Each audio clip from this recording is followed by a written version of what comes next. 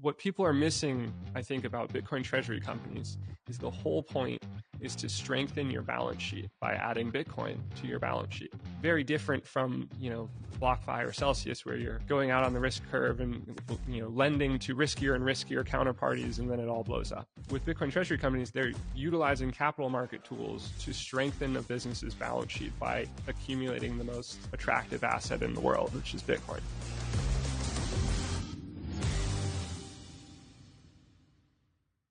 Welcome to the Bitcoin for Corporations show. I'm your host, Pierre Rochard, and today I'm very honored to be joined by Jesse Myers, also known as Croesus BTC on X. Jesse is the Bitcoin strategy advisor at UTXO Management and a leading voice on Bitcoin adoption, specifically in the context of corporations. So welcome on, Jesse. It's great to have you. Yeah, Pierre, thanks for inviting me on. Fun to actually do a podcast with you, interviewing me for a change. I wanted to bring you on. I wanted to hear what you're up to at UTXO Management, but I really first want to start with your Bitcoin origin story, and kind of what were some of the formative experiences leading up to learning about Bitcoin that really opened it up for you. Yeah. So I got into Bitcoin the hard way, the way that many people in the era that I got into Bitcoin found their way to Bitcoin, which is through altcoins. So I got interested in Ethereum in 2016. At the time, I was getting my MBA at Stanford, and in Palo Alto, there was a lot of buzz about Ethereum, and I heard it a few times and took interest and went down that path. That was great in 2017, and then the altcoins that led me to did extremely poorly in 2018. It was very humbling. It was rough, and it forced me to try to figure out what I had missed. Why were these altcoins that were technologically superior to Bitcoin massively underperforming Bitcoin in this bear market?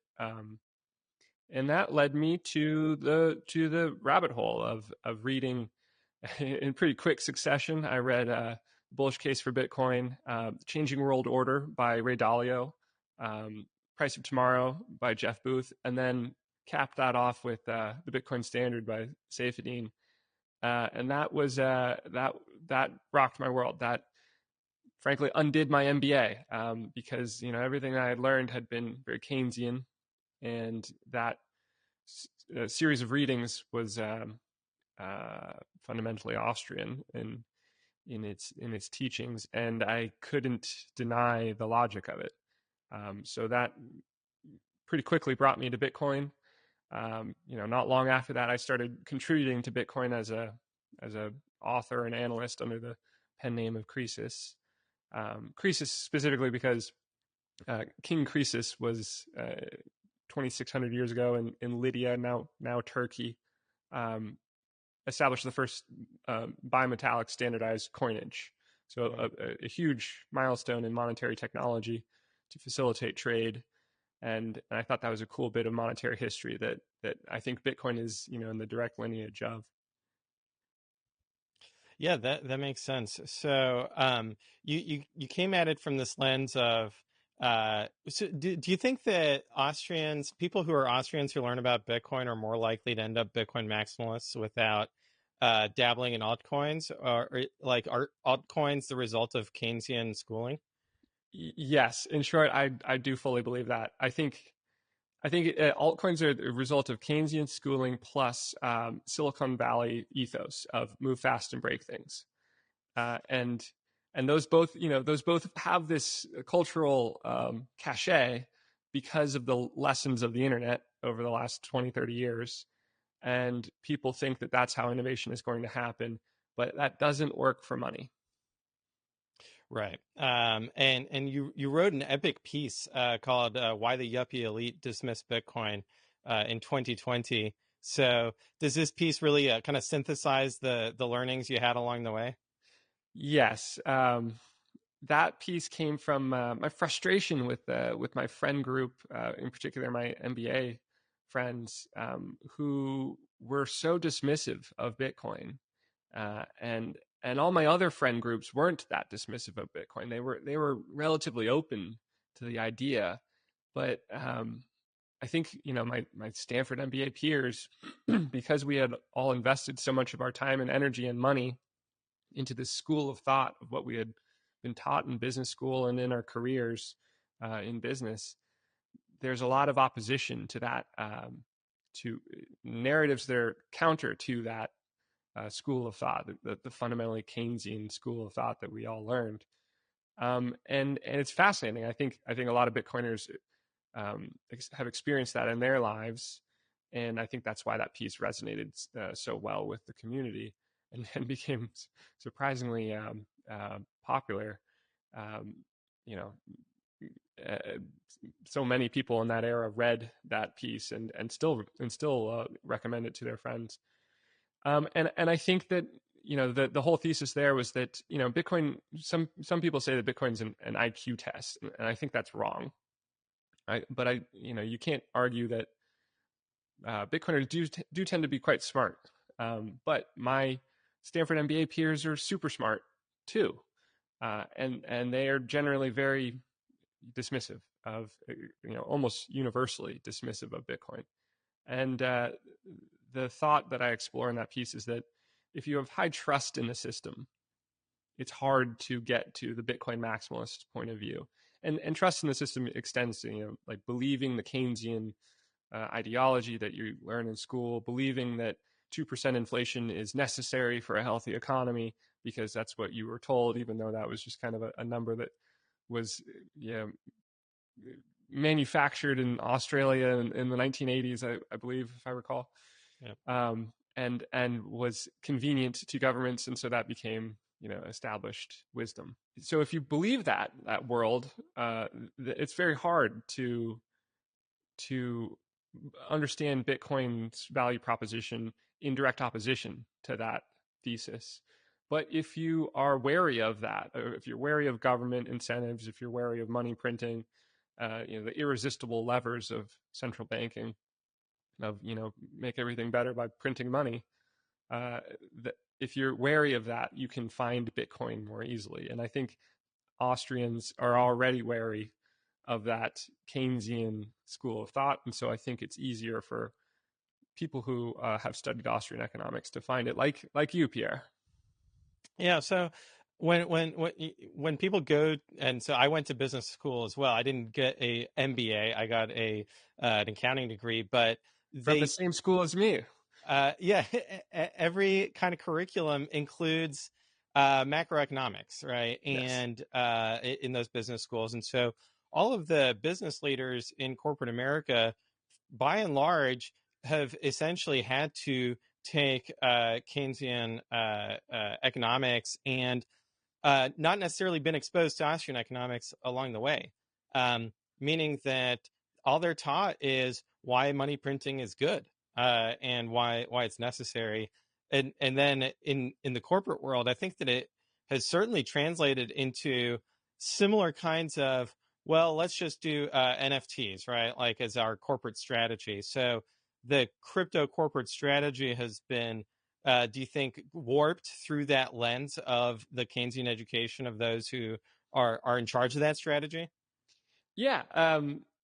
Yeah, I think what you're getting at is that the idea of Keynesian economics is it's a fine idea to control money and issue money and manage the monetary policy, and that is adjacent to NFTs, where you can launch your own project, manage it, and own all of the features of it.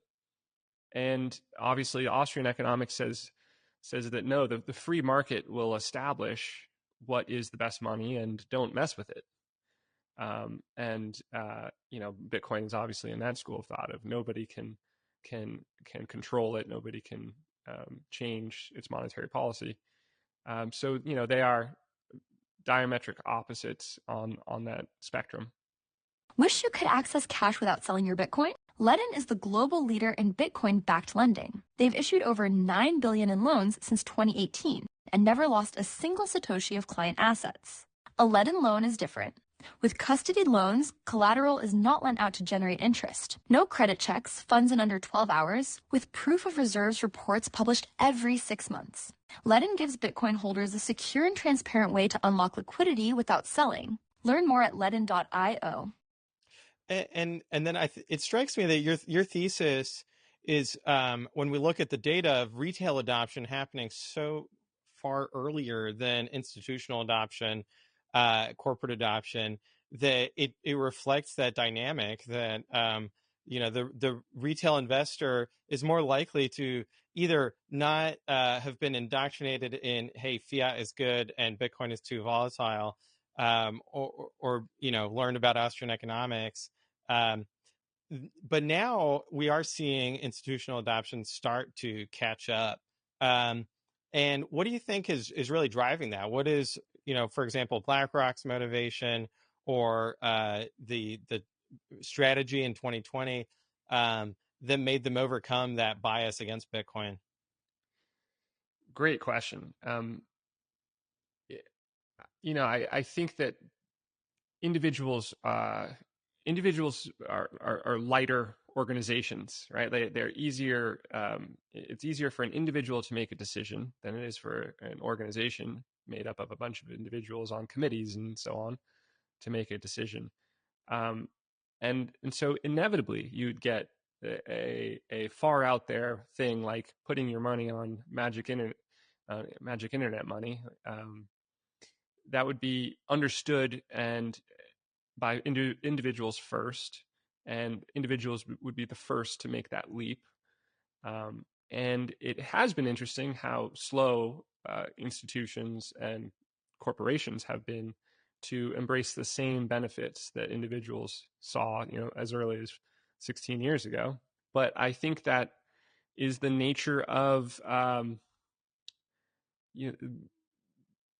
the consensus wisdom of our era, and the career risk also inherent in defying what is known, right?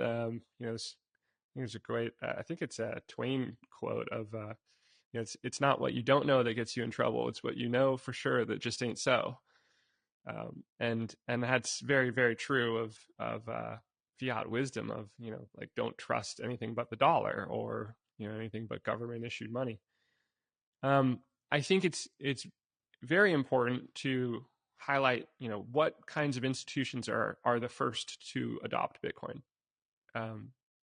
At the corporation level, and at the sovereign level, it's entities that have a need for it, and also entities that have concentrated decision-making rights into as few people as possible. So in the case of Strategy, Michael Saylor had control, and all it took was for him to get orange-pilled and believe that Bitcoin was the solution to his melting ice cube problem for his treasury assets. For El Salvador,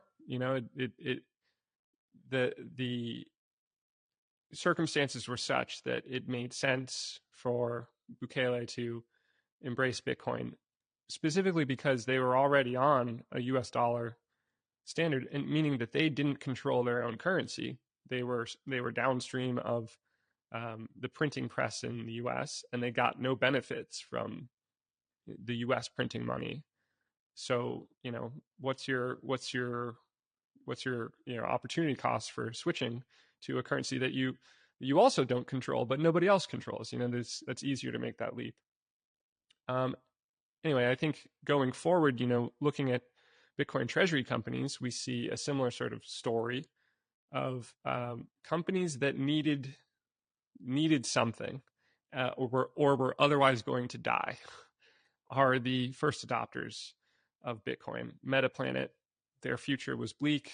COVID had wrecked their hotel business. They needed a radical change, and so they were open to something that would be radically different. MicroStrategy had a similar story. Saylor has said that he was running a zombie company, and they knew it, and they knew it was a matter of time until they were in trouble. And so they were open to Bitcoin. And I think that's going to continue. I think that entities that adopt Bitcoin earlier will be those that have, the circumstances that make that possible. A combination of decision rights in the hands of a few people, or if not one person, and a need, an imperative, a burning platform to make some kind of change. Yeah, that makes sense. I remember one of the lessons I learned in a finance class was around the risk taking of management, and that Yes. you might at first assume that because this is a limited liability company, that management's going to take too much risk. But actually, when you look at what happens, that management takes less risk than they ought to, because as you pointed out, that career risk, if something is very volatile but high return like Bitcoin, they're essentially, they're getting mark to market performance review, and that is really detrimental to taking risk.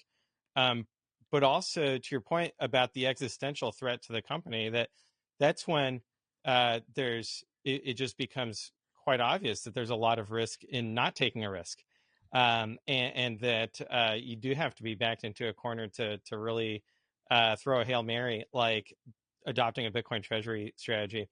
But do you think now that we've seen I think there's clear evidence of success for MicroStrategy strategy now that has essentially flipped the thinking in a lot of people's minds of, okay, well, we should adopt a Bitcoin strategy even if we're not in that situation of being backed into a corner and really needing to pivot. Do you think that even among committees where 5 years ago it was just one person on the committee, now it might be a majority or a consensus that we could see spontaneous corporate adoption of Bitcoin?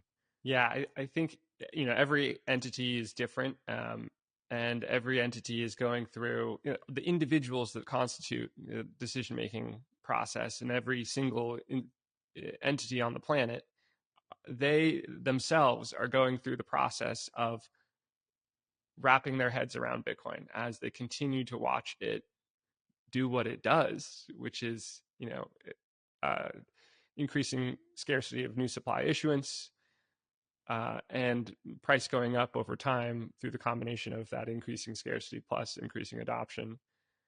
And everybody has to deal with that and try to factor in Bitcoin into their mental model of the world, and how to manage assets. And there's going to be a tipping point for every entity. There will be some tipping point where Bitcoin makes sense to incorporate.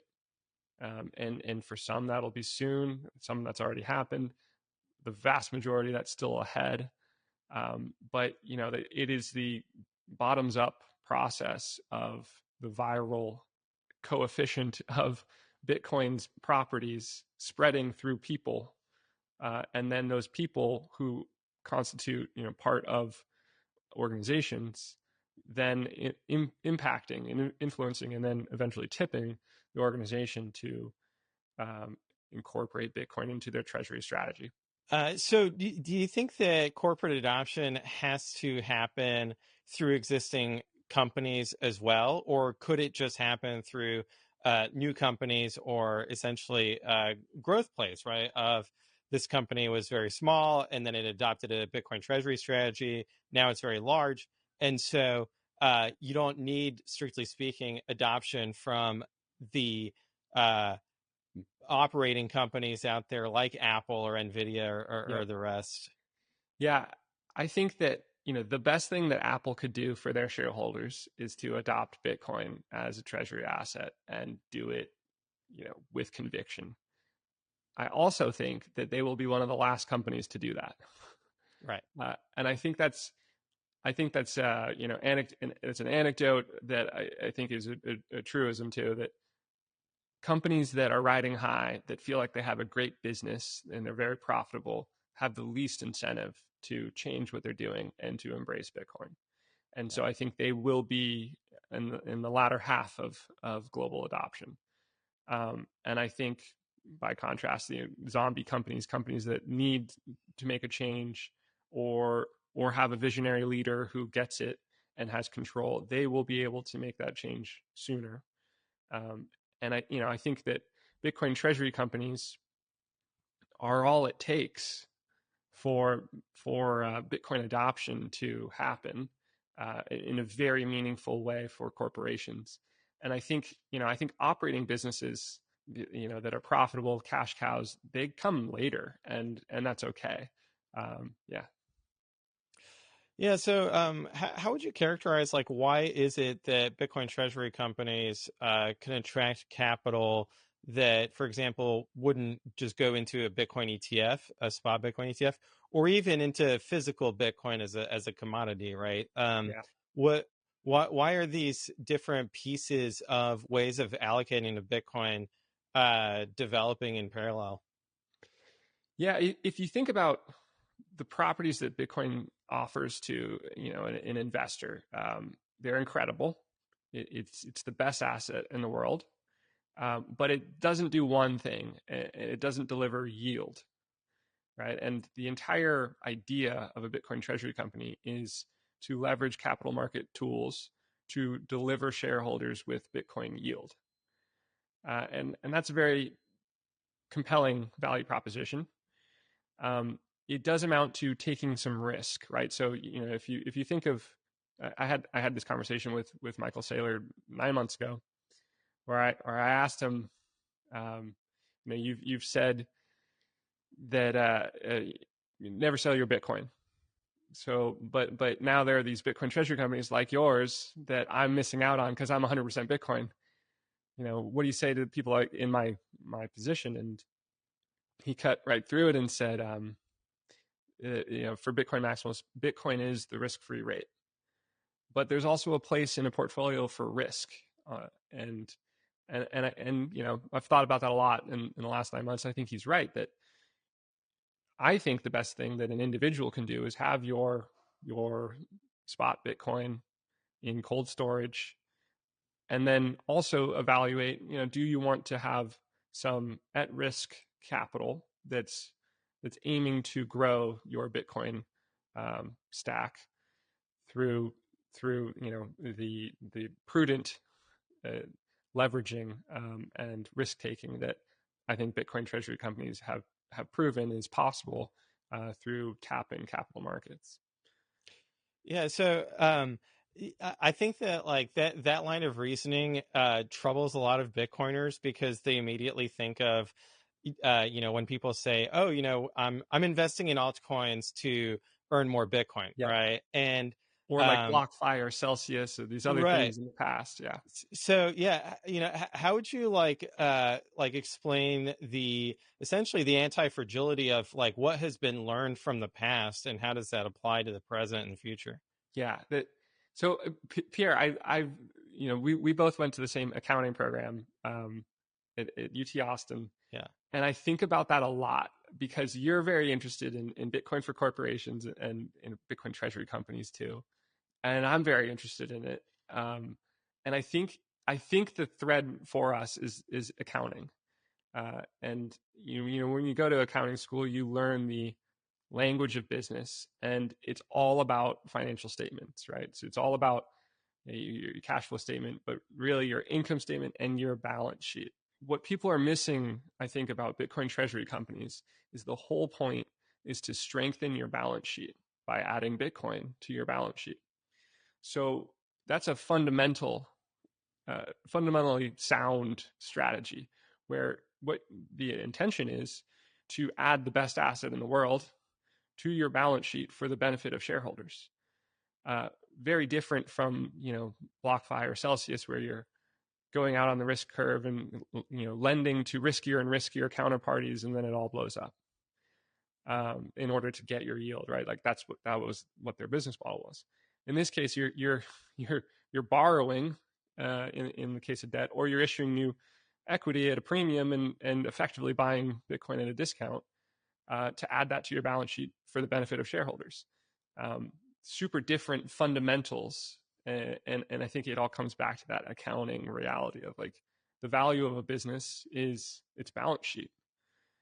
Yes, the income statement matters, and can be used to project earnings into the future. Apple, we were just talking about 35 PE ratio. 35 price to earnings is what it trades at, which means you're buying a low growth company, and you won't be made whole for 35 years of earnings at the valuation you're buying in at. And that's, that goes against value investing, that level of PE ratio. That doesn't make sense. But everything has been bid up in equities markets to crazy PE ratios. And then here come these Bitcoin treasury companies that are, yes, they're moving fast, and yes, they trade at a significant premium to their net asset value of their Bitcoin. Well, some of them, some of them, are less than, but they're all above one, I believe, at this point. Yeah, they're all above one, right? There are some that are not trading at a huge premium. There are others, like I'm involved with Smarter Web, and that trades somewhere between 5 and 15 MNAV premium to the net asset value of cash plus Bitcoin. And that, to many people feels like it's overvalued, right? Because like you're paying that much more for Bitcoin exposure, but that company is adding Bitcoin per share at a very rapid rate. And if you look historically, it's taken 35 days to add that much more Bitcoin per share. So if that same rate going forward was to apply, and there's no guarantee of that, then it would take 35 days to get back to that like 1-to-1 Bitcoin valuation, and then that strategy continues into the future. So I think what's super different about Bitcoin treasury companies is that they are not trying to, as with ICOs and altcoins, they're not trying to create a new currency that will have lasting value. And with like BlockFi or Celsius yield generating value propositions, they're not hiding a ton of risk that's eventually going to blow up. With Bitcoin treasury companies, they're utilizing capital market tools to strengthen a business's balance sheet by accumulating the most attractive asset in the world, which is Bitcoin. And the leverage component, how do you think about the difference? Michael Saylor calls it intelligent leverage, that really differentiates it from more reckless leverage, right? Because a lot of people are commenting that like, oh, this is a bubble, it's over leveraged, and I look at it, I'm like, I'm trying to find the leverage here. Chanos's critique is that there's insufficient leverage, that Saylor's not selling enough preferreds. So I'm just left scratching my head of like, wait, what's going on? That people are seeing these two things at the same time. Yeah, wow. I hadn't heard that last little bit. That's funny. I'm sure Saylor is going to try his best to satisfy that critique. Strategy's done a good job of this, of keeping their leverage ratio low. MetaPlanet has done a very deliberate job of it as well. I think their peak leverage ratio was something 20, maybe 30%. And they've now like eliminated all of that debt. They're keeping a very clean balance sheet, and you can do that with a Bitcoin treasury company because the bread and butter of the strategy is equity issuance, and there's no debt there. And so if you're, MetaPlanet's, most of their fuel for their growth over the last 15 months has been moving strike warrants, which are their form of equity issuance. And when you're trading at a premium, you get to raise money at a premium and then use those proceeds to buy Bitcoin, and it increases the net asset value of the company at a greater rate than the dilution of shareholders, because of those dynamics. Yeah, I've heard somebody like describe the premium as the market is asking you to buy Bitcoin. They're asking you to issue shares and buy Bitcoin. Yeah, and in that sense, that the higher the MNAV, the more they want that to happen, and the more they expect that to happen, because the higher your MNAV, the greater the expectation of rapid accretive dilution of new share issuance and other ways to add Bitcoin per share on behalf of shareholders.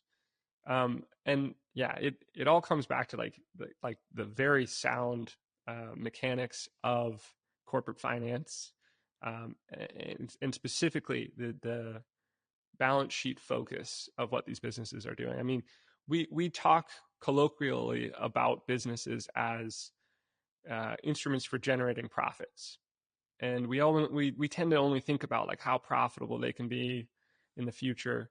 But with this transition from fiat capital structure to Bitcoin based capital structures that's going on now, there's such an opportunity to get performance for your company, not through, improving your income statement, but by improving your balance sheet and using whatever tools are available to arbitrage the realities of fiat into the benefits of Bitcoin. Although now with fair value accounting, you do get the income statement impact of the unrealized gains and losses, which will be volatile. But if we're bullish on Bitcoin, the net of it will be lots of unrealized gains. Yes, yeah, and has Strategy implemented that, or they keep kind of pushing that out, the FASB switch? I think this was when they published their quarterly, that it will be the first one, if I recall correctly. But fact check me on that. Hopefully the SEC doesn't sue me for misinformation. Well, not this SEC. So yeah, the leverage part makes sense. I've also heard people like express concerns about the dividends or the interest from to pay the financing. Coming out of financing, right? Of we're going to issue more common stock to pay interest or to pay a dividend, and that they see that as being Ponzi-ish somehow. That's they don't like that flow on the cash flow statement. Yeah, it sounds weird, right? It feels like you're not building on a solid foundation.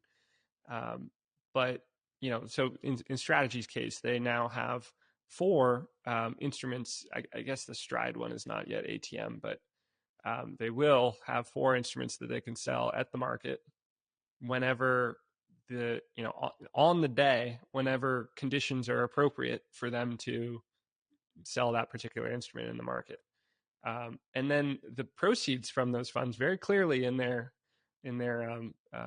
facilities, prospectus, it says the proceeds can be used for working capital. And so that means anything. That means you can pay your dividend expense using those proceeds, and it can be for the same instrument, to pay holders, or it can be for the other instruments that you have.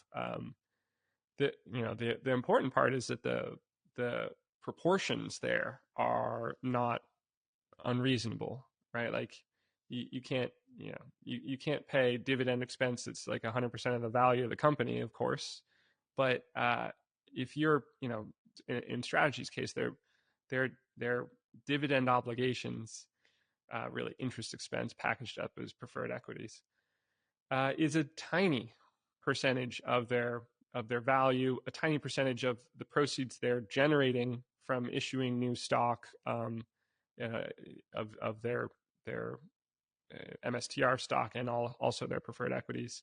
So it's nowhere near being a concern, especially when you think about their balance sheet has $60 billion of Bitcoin on it.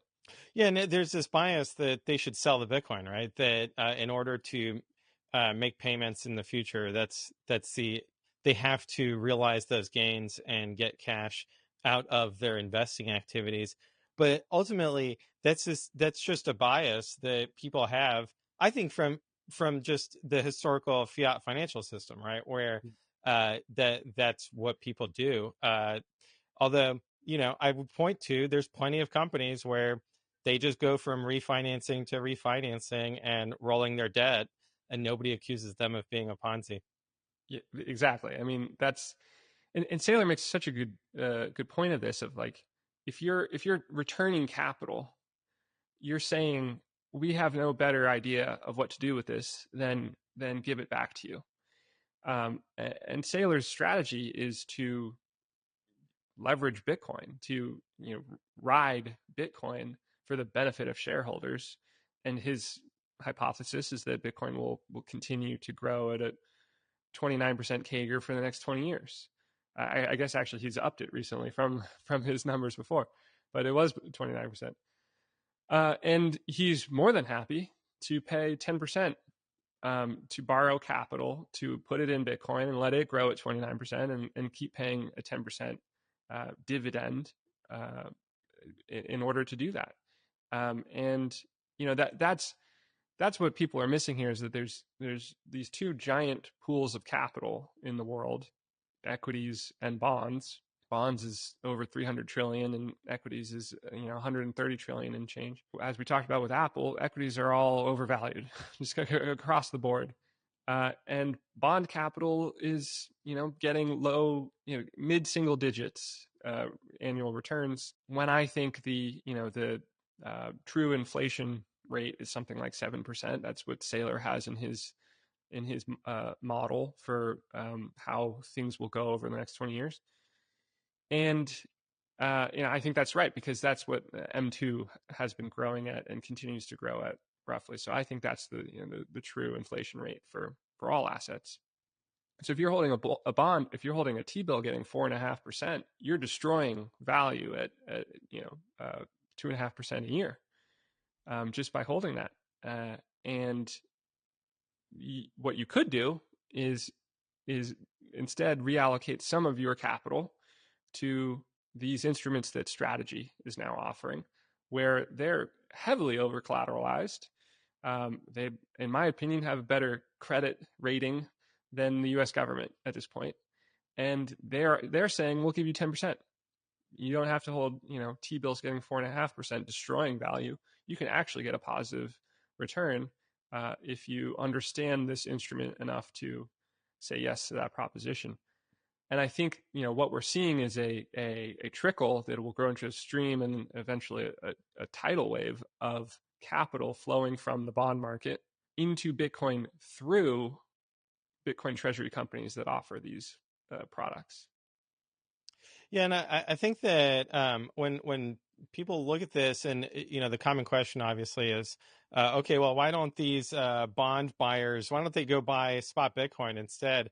And it's just completely misses the fact that their mandate is to have a stability of value. It's not to go long high volatility asset like Bitcoin.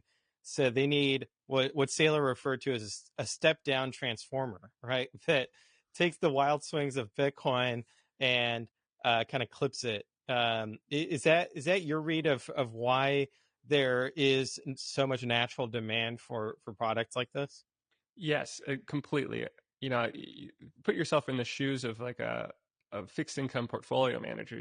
Maybe you're managing $1 billion, maybe you're managing $100 billion on behalf of some pension, and your mandate is to find fixed income products that offer specified yield and manage that risk as a portfolio, and then you're delivering that as your value add to a pension of like, this is taken care of. You got these properties in this pool of capital, and they all add up to this amount of return.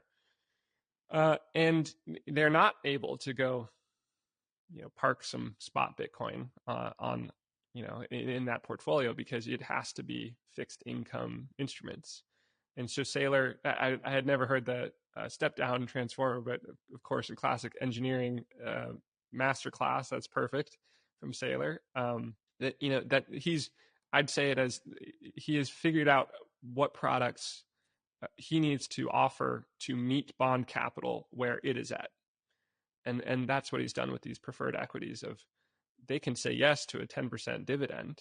They can't say yes to just holding Bitcoin in their portfolio, but a 10% dividend, and I think risk adjusted, a better offer than anything else that's out there, because you could probably get a higher rate of return with some really stinky junk bonds, but risk adjusted, that 10% from Strategy is extremely appealing because it's actually very low risk. From the perspective of kind of the wider Bitcoin treasury company ecosystem, how do you view the different participants as differentiating themselves and being able to, in some sense, compete with Strategy's network effects and economies of scale What do you think are the different factors that make for those breakout successes?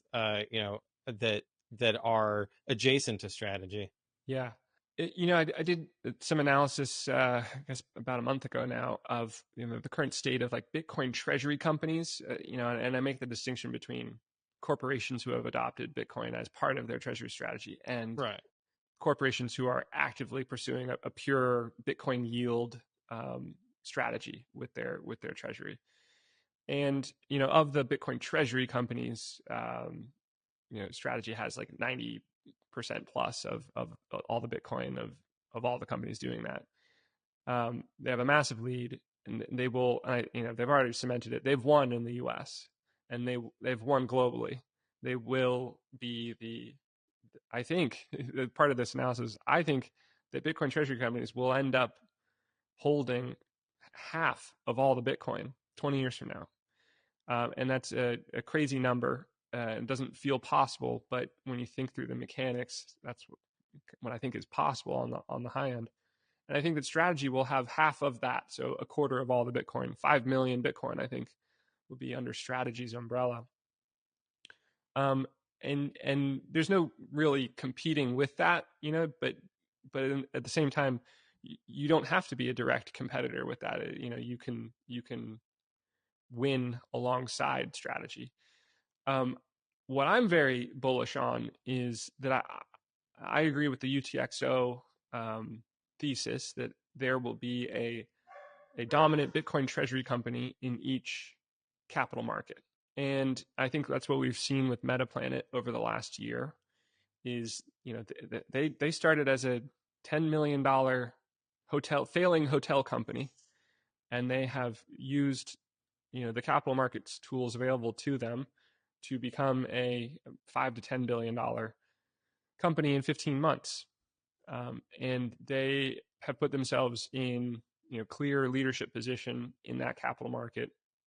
It feels like they are very close to launching their own preferred equities and further cementing that lead. They will be the destination for Japanese capital to get Bitcoin yield.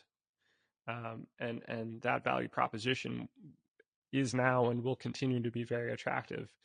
And they'll continue to grow their Bitcoin holdings as a result. And I think that will also happen in every other capital market. And, so I'm involved in, I'm on the team at Smarter Web in the UK.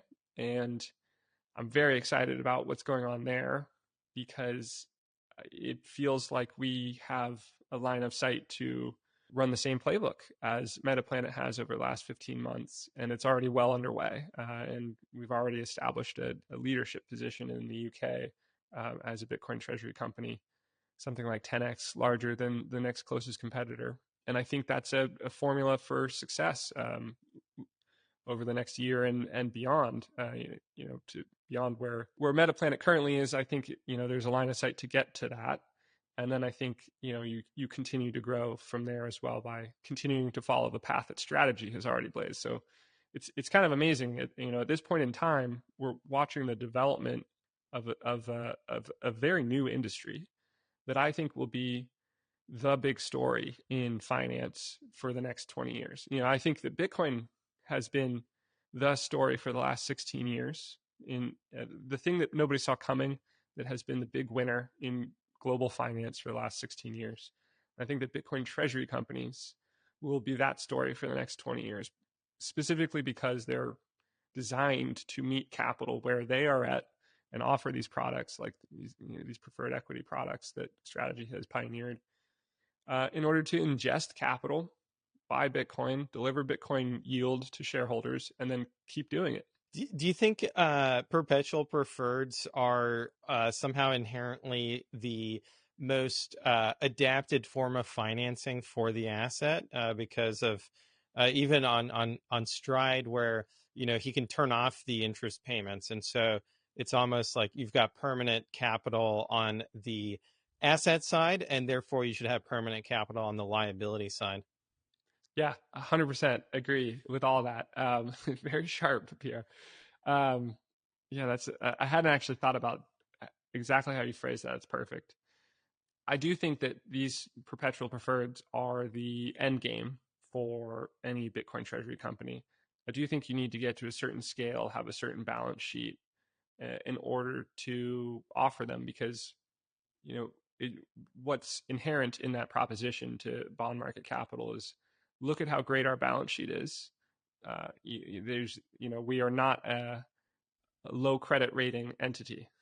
We have an incredible balance sheet position, and you're gonna get your money if you enter this deal.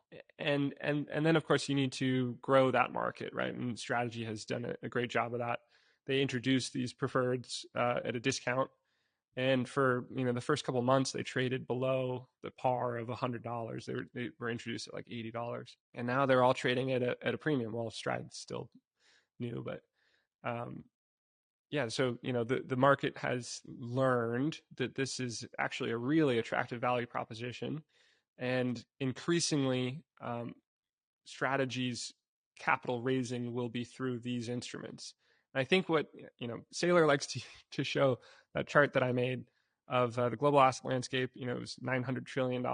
It's now $1,000 trillion with my 2025 update. And the reason he likes, I think, the reason he likes to show that chart is because the bond market sticks out there as this giant pool of capital. And he knows that they're not getting good returns. And he knows that capital, has these fixed income mandates.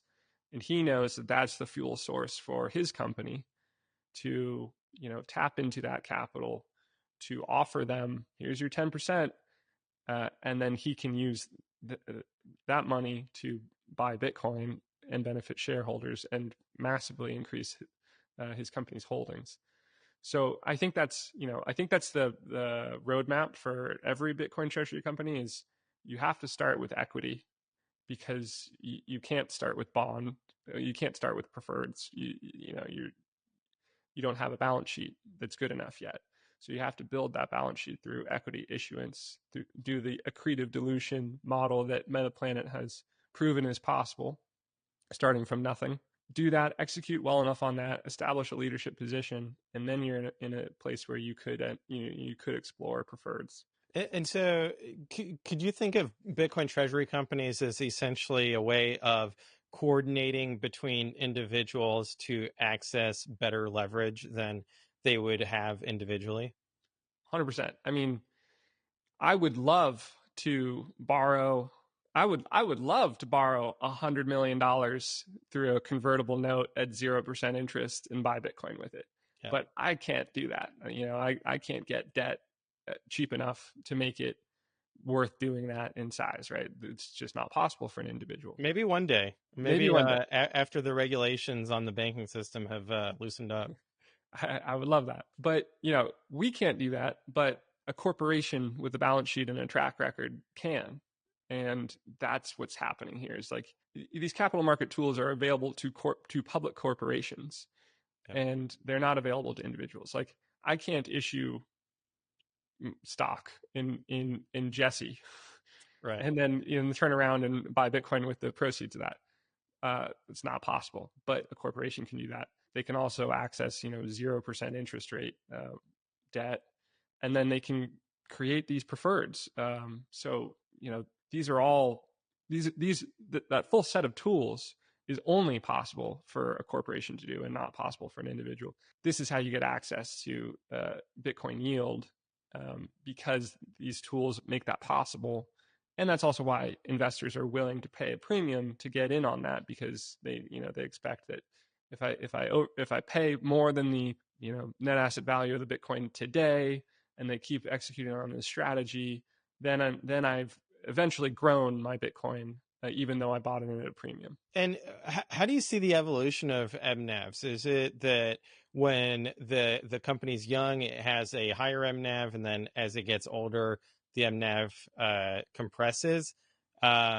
Is the 2x MNAV kind of the long-term equilibrium, or do you think there's more to it than that? I think people have a rough sense for it. I think Strategy, MetaPlanet, and Smarter Web are kind of I think, the three best examples of Bitcoin treasury companies in the three different kind of formative stages for a Bitcoin treasury company.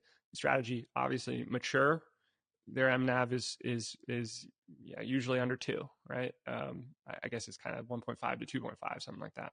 We've watched MetaPlanet go from kind of a 5 to 15 MNAV down to where they are now, 3 to 8, something like that, as they've grown. And that's just the math of, like, for Strategy to double their Bitcoin per share, they'd have to, something more than double their Bitcoin holdings. It's pretty hard to double your Bitcoin holdings if you're holding 600,000 Bitcoin. So that's a tall order, but it's pretty easy for, Smarter Web right now holds 773 Bitcoin. It's pretty easy to double your Bitcoin holdings from that base, right? And so that's the reality of the math. It probably won't take Smarter Web that long to double their Bitcoin per share, but it will take Strategy years, quite a few years, I would expect. Well, maybe it's 2, maybe it's 1.5. And MetaPlanet somewhere in the middle. And I think, we've seen MetaPlanet. There's a great chart that Dylan put out of MetaPlanet's MNAV over time, and you can see the volatility, and it kind of trends down as that company has grown. I think that's the reality of any Bitcoin treasury company. What you can do as a Bitcoin treasury company, though, is continue to execute, at better than average for your life cycle stage. I think MetaPlanet has been doing that. They've been managing to maintain a lower days to cover, meaning how long it takes to get back, your MNAV, to earn that amount of Bitcoin. They've been doing a really good job of fighting gravity, for and resisting that rate of diminishing returns there. But it is also, inevitable, and I think the end state is probably something in the 1.2 to 1.5 range. In the same way that for stocks we pay a PE ratio for future earnings, discounted to today. For Bitcoin treasury companies, you're going to do the same thing for future Bitcoin earned discounted to today, and that'll be, you'll be discounting the full future revenue, future stream of Bitcoin per share each year into the forecast horizon that you choose. You discount it to the present, and that's what you're willing to pay.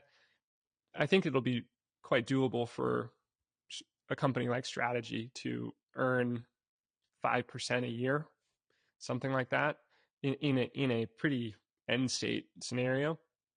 And you'd be willing to pay 20 to 50% premium for that every year into the future. So I think that's kind of where these end. But the big caveat is, I think it's going to be winner take most in each capital market. Strategy is going to be the winner in the US. MetaPlanet looks like it's going to be the winner in Japan. There will be a lot of also RANs that are not able to deliver the kind of reliable, consistent Bitcoin yield that the dominant player does. And there will also be some heartbreak, I think, as some of these companies get out over their skis, taking on too much risk, trying to make up ground, and that'll be where people get burned. Because if you take on a leverage ratio of 50% and then suddenly there's a 60% drawdown, that's bad. Yeah. So on that, where do you think on the Bitcoin side we are in terms of the Bitcoin cycle? Do the halvings still matter? And how does that translate into kind of the cycle around treasury companies? Yeah. Obviously the most dangerous phrase is this time it's different. So I refuse to say that, but it's possible that the Bitcoin treasury companies add like a very meaningful new layer of demand that softens any bear market. And I don't know what the answer is. I will continue to expect out of conservatism, I suppose, that the trend that we've seen over 16 years will continue of, slightly less severe bear market, each incremental bear market. Starting with like 90% drawdowns, and we've worked our way down to, I forget, 73% or something like that in the most recent one. So, I wouldn't be surprised if we have a 70% bear market. I'd be surprised if we have an 80% plus bear market. But because of this, the new scale of demand from Bitcoin treasury companies, as they really get up to speed too with tapping the bond market, as Strategy gets grows that pool, then it could mean a 50% drawdown is our bear market, and people are expecting more, and it never comes because Strategy's there buying the hell out of that bottom. And short term, as far as I know, there's a number of new Bitcoin treasury companies that have not closed and bought Bitcoin yet, and that are sizable. But do you kind of see a distinction in the market between, let's say, the big SPAC Bitcoin treasury companies versus the ones that are foreign, fresh capital market, that they're not having to compete against others? Or do you think that there is room for competition within the U.S.?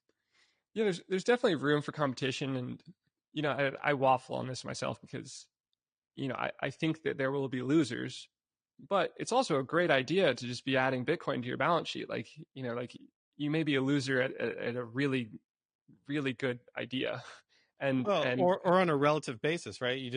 You underperform peers, but you outperform every everything else fiat out company. there. Yeah, right.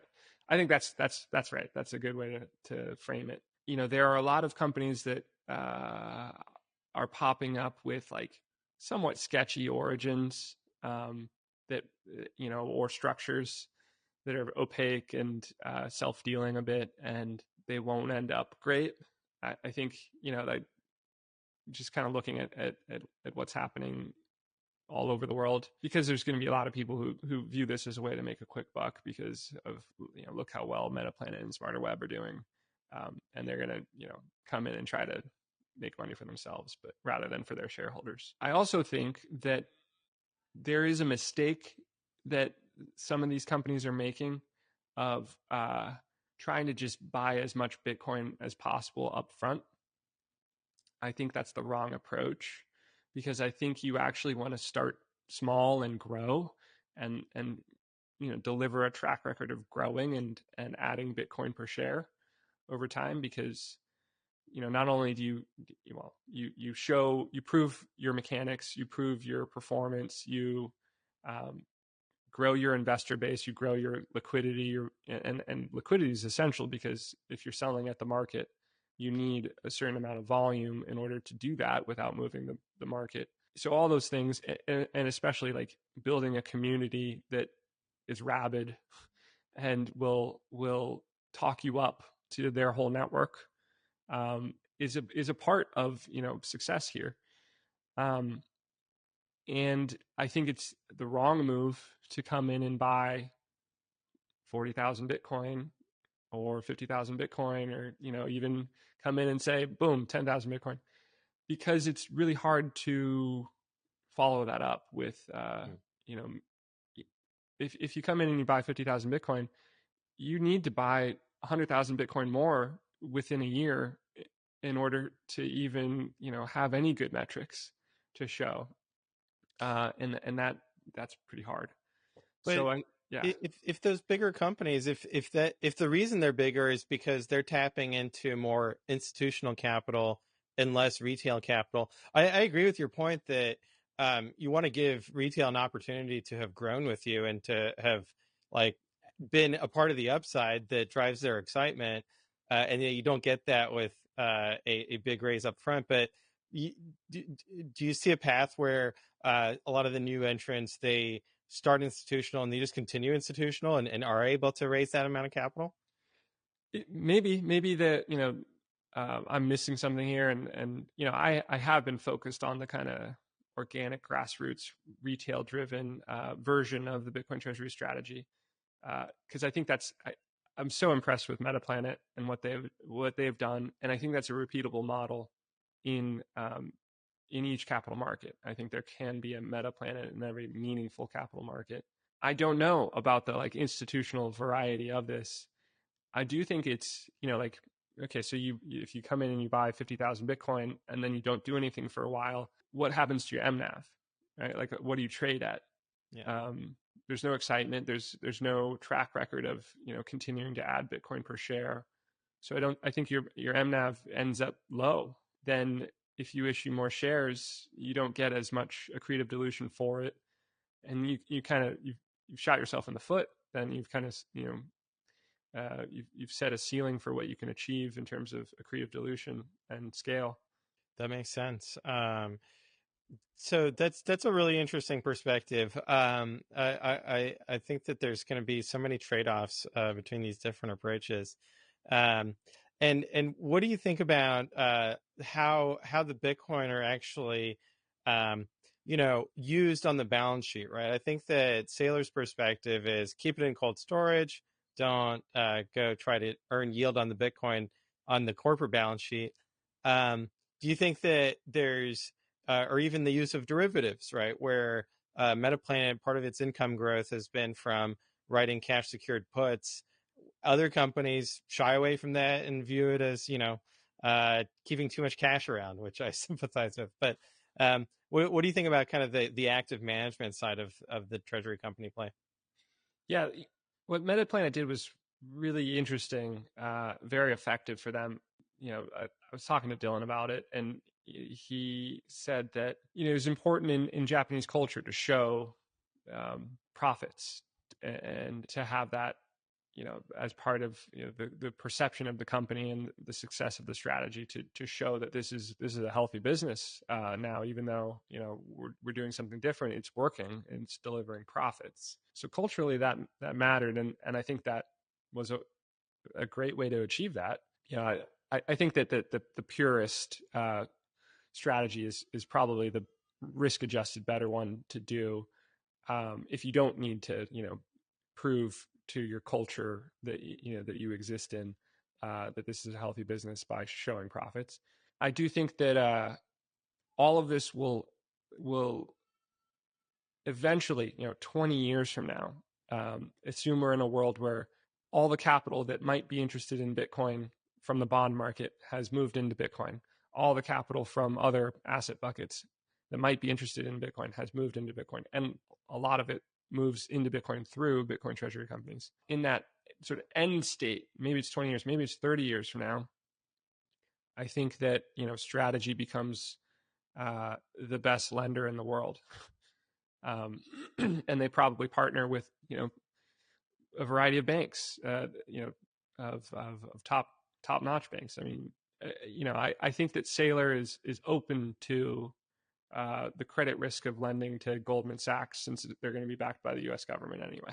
Right. And at some point, we expect that Bitcoin's growth rate is going to slow Yes. down and be less than potential investments that they could make with those Bitcoin, right? That's at least, that's the thesis I laid out 10 years ago or so, but it's going to take a while. There's, value investing as it's commonly thought of doesn't make sense right now.